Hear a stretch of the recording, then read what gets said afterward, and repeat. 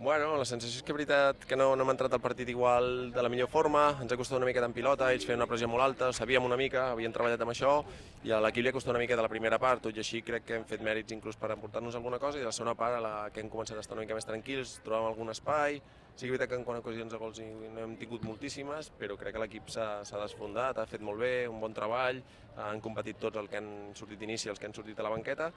i al final, bueno, una decisió que podríem dir una miqueta estranya, pues, bueno, ens costa un penal, un 2-2, un resultat que no veníem amb aquesta intenció perquè la intenció era sumar de 3, però ens anem amb un punt, intentar seguir i pensar ja en el següent. No, l'equip no li pot reclamar res, al contrari, felicitar-los perquè al final sempre s'ho deixen tot, el treball sempre és excel·lent, contagien a l'equip, contagien les ganes, estan ara enfadats i cabrejats perquè al final no aconseguim l'objectiu que eren els 3 punts, però bueno, aquest és el camí, ningú ens separarà del que estem fent, la feina està bé i quan un treballa bé al final té els seus fruits. Sí, bueno, ha estat una miqueta un empat una mica agradols, perquè la veritat que no hem acabat com volíem. Al final ells han tingut una ocasió que ha estat determinant pel resultat i bueno, jo em quedo sobretot amb l'actitud de l'equip, en què hem seguit lluitant fins al final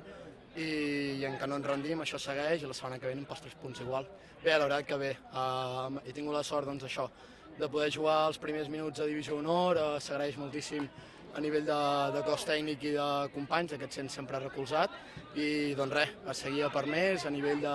d'equip amb la mateixa idea de formar una gran família i anar per la Lliga, per la Copa, per tot, per tant, a seguir igual, a seguir competint i a tot bé.